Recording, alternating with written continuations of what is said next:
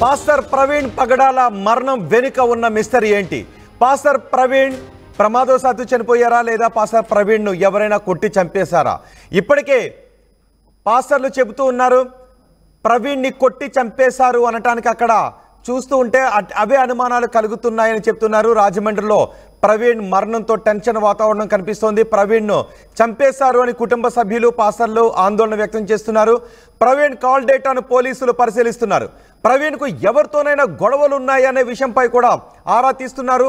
ప్రవీణ్పై కుట్ర జరిగిందా లేదంటే ఆయన ప్రమాదవశాత్తు చనిపోయారా అనే విషయంలో ఆరా తీస్తున్నారు. చూడండి ఒకసారి RTV స్క్రీన్ పైన ఇవే ప్రవీణ్ పగడాల ఆఖరి దృశ్యాలు. ప్రవీణ్ పగడాల రాత్రి సమయంలో ఆయన సోమవారం రాత్రి సిగ్నల్ లైట్ వేసుకొని ఆయన టోల్ ప్లాజాను క్రాస్ చేస్తున్న దృశ్యాలు.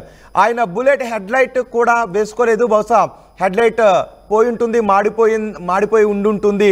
ఆయన హెడ్ లైట్ వేసుకోలేదు, సిగ్నల్ లైట్ వేసుకొని ఆయన టోల్ ప్లాజాను క్రాస్ చేస్తున్న దృశ్యాలు మీరు RTV స్క్రీన్ పైన చూస్తున్నారు.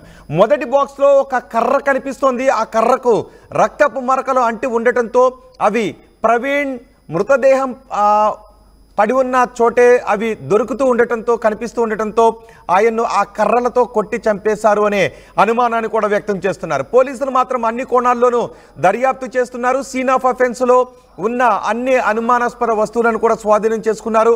ప్రవీణ్ పోస్టుమార్టం రిపోర్టుపై ఇప్పుడు తీవ్ర ఉత్కంఠ కనిపిస్తోంది. ప్రవీణ్ పోస్టుమార్టం రిపోర్టు వచ్చిన తర్వాత ప్రవీణ్ మరణానికి సంబంధించి చాలా విషయాలు బయటకు వచ్చే అవకాశం ఉంది. రాజమండ్రి నుంచి రాజానగరం వెళ్లే దారిలో ప్రవీణ్ చనిపోయిన స్థితిలో కనిపించడంతో ఒక్కసారిగా ఆందోళన వ్యక్తం చేశారు. పాస్టర్లందరూ కూడా క్రైస్తవులందరూ కూడా ఆందోళన వ్యక్తం చేసి నేషనల్ హైవేను దిగ్బంధించారు. KA పాల్ కూడా ప్రవీణ్ మరణంపై మాట్లాడారు. దీనిపై నిష్పాక్షిక విచారణ జరిపించాలి, నిష్పాక్షిక విచారణ జరిపించకపోతే అక్కడకు నేను ప్రత్యక్షంగా వెళ్లాల్సి వస్తుంది, ఆ తర్వాత జరిగే పరిణామాలకు నాకు సంబంధం లేదు అంటూ KA పాల్ కూడా రియాక్ట్ అవుతున్నారు.